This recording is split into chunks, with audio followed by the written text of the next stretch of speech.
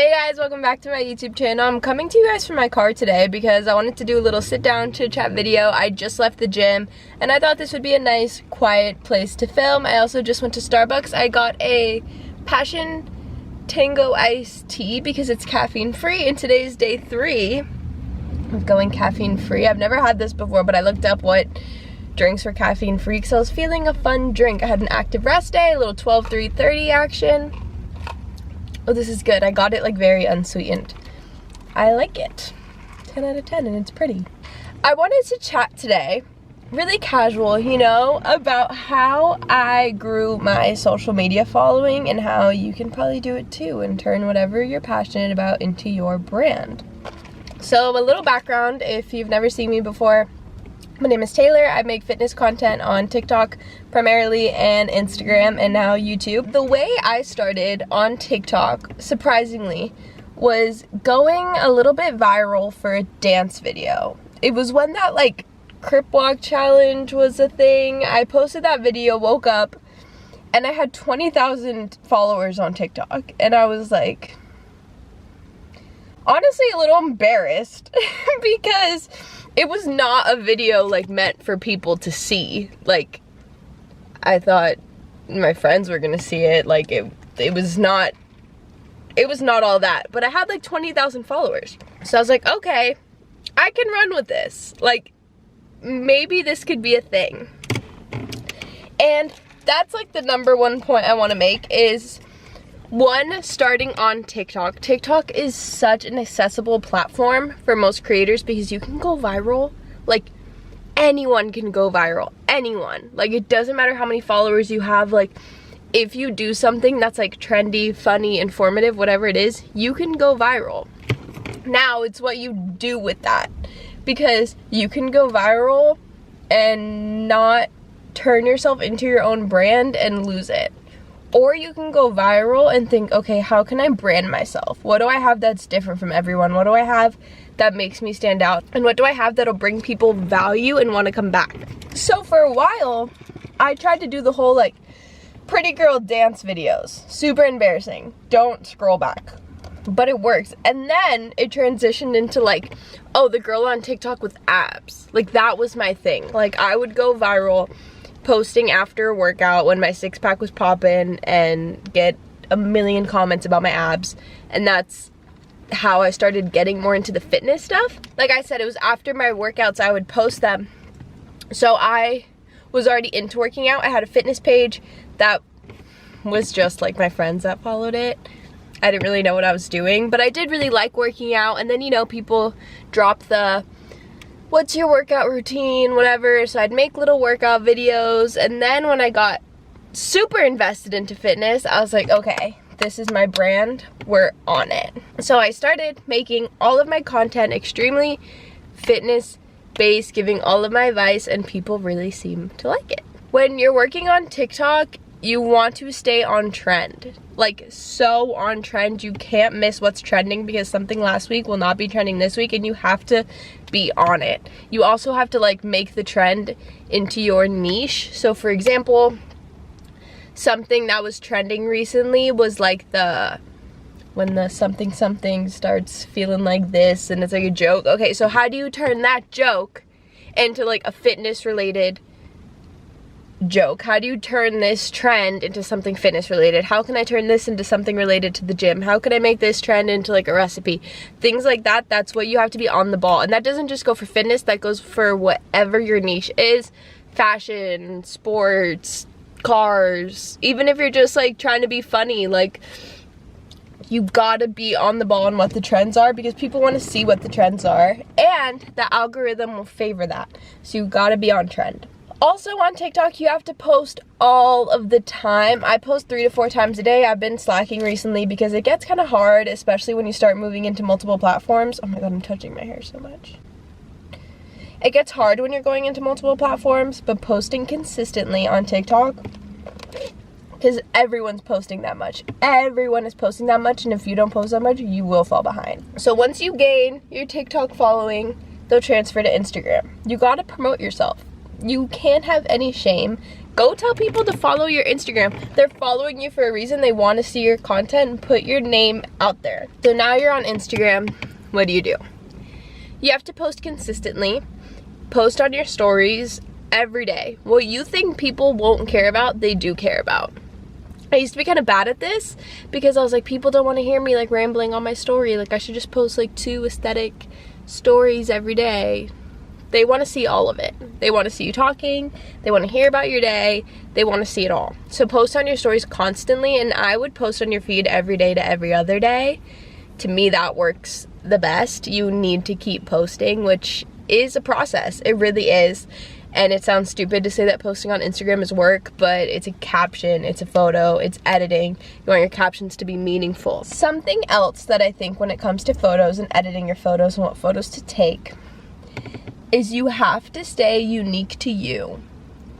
I follow some accounts, no shade to any of these people, their accounts look amazing, but I follow a lot of these accounts that follow the same Pinterest like aesthetic. I cannot tell one from the other. Like if I'm, like I don't know who's who. I don't know their faces, I don't know their names, I don't know what picture on my feed belongs to which account because it looks the same. It looks the same. They're beautiful photos, but it looks the same. I feel like I'm getting no extra value following one or the other because they post practically the same stuff. So embrace what makes your content you. I was very, very insecure that my photos weren't high quality enough, weren't aesthetic enough, all of that kind of stuff. And I just had to be reminded, like, I don't think my photos are the best ever. I think that girl has the best, way better quality than me. But I have 60,000 people that like what I post. And I did an Instagram poll where I was like, would you guys like me to like put more time and effort, maybe post less, but like really keep my aesthetic up, or just keep like throwing out the content how I do it? And it was overwhelming majority said we don't care about the aesthetic, we like the raw, real you, and we want to see like your true life. It makes it feel real, makes it feel attainable. So on Instagram, you don't want to be the classic Instagram blogger look that everyone else already has. You need your own look, and that's something really hard to deal with, but that'll help you a ton. Using those basic tips is what helped me grow from nothing to over 500,000 followers on TikTok and 60,000 Instagram followers in a year. So that's kind of like the overview of it all. Now, in terms of the specific parts of your journey, when you're just starting out, be super, super active, not just with posting, but responding to DMs, commenting on people's pictures, liking people's pictures, all of that kind of stuff. I still do that now, so keep doing that even when you're gaining a following. But when you start, that's how accounts are gonna see you. Comment on people's accounts that do similar stuff than you, follow people that do similar stuff to you, like their pictures. All that kind of stuff is gonna help you a lot in getting your name out there. I still do it all the time, and most people that do social media do it too. You also can't worry too much about having the best content right away. You need to post. You need to get content up. No one's gonna wanna follow a page that has one post. Even if that one post is the best post like you've ever seen, you need a feed built. When I first started my account, I would post everything. Even if I was like, oh, this picture today isn't the best picture I've ever had, doesn't matter, posted it, because I wanted people to come to my Instagram and have resources and have content. Because like I said, you're not gonna follow someone with one picture. You also wanna show people personality and be real with them when you first start. You want people to be able to connect with you. There's no secret to that. People like someone that feels real, especially in this era. Most influencers people follow are now like celebrities, so they lost their relatable factor. I'm not a celebrity. I'm currently driving my hand-me-down car. It's like a 2007 car. I'm not a celebrity. So you need to show your raw and real self. People love the real moment, so include those. Don't just show the highlights of your life. Show your Instagram story of why the day sucked. People like to hear that. Okay, so now that you did that, and maybe now you have a little bit of a following on your hand, you're a little micro influencer, you get your content up, people like it.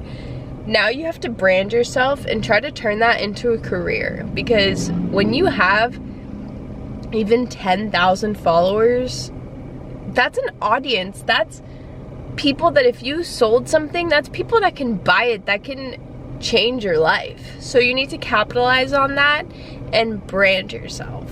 You have to stay consistent with one niche and get specific. So I post fitness content, and I struggled for a long time because I was like, I want to do fitness content, but I also want to be one of those lifestyle people, and I also kind of want to do like the cheesy little dance videos, but then that wasn't working. It was too all over the place, and I didn't know what I was doing, didn't know what I wanted to post, didn't know why I wanted people to come to me. So I had to stick to one thing, one brand. And my brand is primarily focused toward young girls to stop the obsession with food, stop the toxic relationship with exercise, and show young girls the truth and the science behind working out and how working out can change your life. Like, that's my brand. There's even things that I've like chose that are really big parts of my life that aren't so much in my content because it's just not my brand. Like, I'm vegan, I eat vegan, that's a huge part of my life, but I don't make all of my content about that because I don't need my platforms to be like a vegan like community. That's not my brand. I'm very passionate about it, but when you go in too many directions, it's really hard to get a grip on who you're trying to be. That doesn't mean you can't talk about different things. I post what I eat all the time, but when I post it, that's not the focus. You can also make money from social media quicker than you think, and that'll also come from branding yourself. So TikTok pays. If you have, I think it's 10,000 followers and a certain amount of views maybe, TikTok pays. It actually pays pretty good. It's been not paying me too well lately, TikTok. What's up with that? I don't know, but TikTok pays. So you get those 10,000 followers, you can start making money. Brand deals and affiliate links are huge. Tip: if a company wants you, and I'm talking like big companies, small companies, to like do a whole post, hashtags, comment, a whole brand deal post in exchange for solely free product, they're ripping you off. I feel like I've got ripped off a few times, but you live and you learn. Think of how many people would be involved in shooting a commercial. They would have a whole production team, a whole staff, a whole like setup, the lighting, the everything. You are doing that all on your own. To an audience, it's not just 10,000 people. It's 10,000 people that literally clicked the follow button and said, I am interested in what she says and I trust what she posts. That is valuable, and don't undersell yourself. Free product is great to try things out, to talk about it, like, hey, I'd love to send this to you to try it, see what you think, sure. But if they want to send you free product in return for you doing a whole campaign, don't do that. You're worth more, and your platform is worth more. Your first one, it's kind of exciting when someone's offering you like free stuff, you want to do it, but try to make sure you're staying true to what you're worth. Especially if it's a company that maybe isn't that like worth it to do, because people also don't like seeing a million ads anyway. I only started getting my bigger Instagram deals recently, and I've been doing it for a year, so it took me about a year to get pretty solid Instagram deals. TikTok, I started getting paid from TikTok pretty early, something that I did. I don't know if other people really do this. People would pay me to use their songs in their videos to get their song more out there. People would pay me to use their songs in my videos to get their songs out there. That was the way I made money in the beginning. People would pay me like 50 bucks to put their song in my video as like background. And I did that for a little bit, and that made a decent amount of money.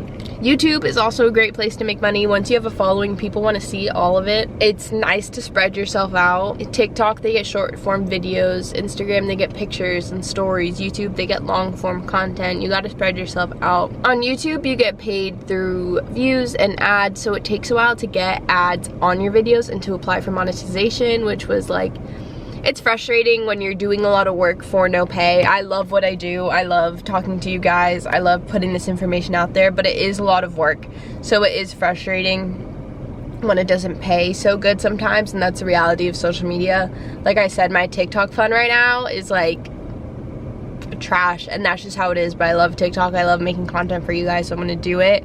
But it's hard. It's hard to go through times when the algorithm isn't favoring your content, and when the followers are going down or they're just not going up. It's difficult because you put a lot of time into it. You really will put a lot of time into it if you want it to be your job, which it's also not for everyone, because you have to have the work ethic. You cannot sit around on your butt all day, because you are posting content everywhere all day.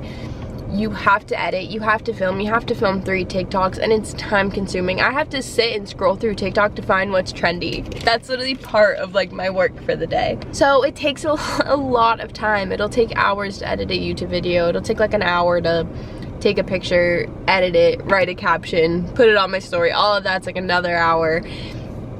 It's time consuming and it's a lot. And a part of it that goes unnoticed is that you can't turn it off.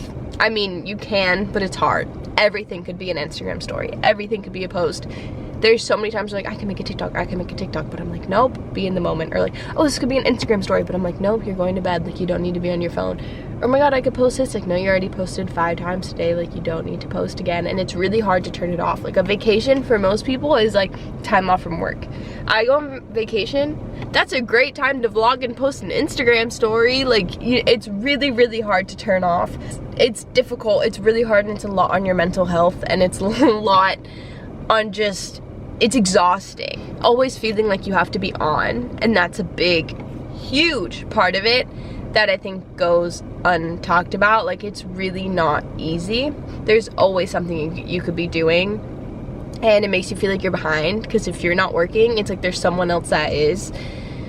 But you just have to trust that your followers like you for you, and you have to trust the process. Especially, like I said, with TikTok, you're gonna blow up fast. That also means it could take a little bit of time. You could post videos for months and then have one blow up and gain more followers than me in a day. It happens. Most of it's luck. It's luck what gets on the algorithm. You can do all the research and you can try your best and you can try to learn about the algorithm. That's why posting more and using hashtags and engaging with people, that's all great for the algorithm, but at the end of the day, you can't control it. So everyone that wants to be an influencer and like that's their dream, you gotta work for it, but you also need to accept the fact that it's just not for everyone, and the algorithm sucks sometimes, and it's a hard thing to deal with, but you can't give up if it's something you really want. And I wish you guys all the best. There's not much rocket science to it. It's simply just being consistent and being yourself and engaging with others and staying on trend. You have to know it's trendy. You really, really do. TikTok's all about the trends. Follow those. There's accounts that tell you what's trending.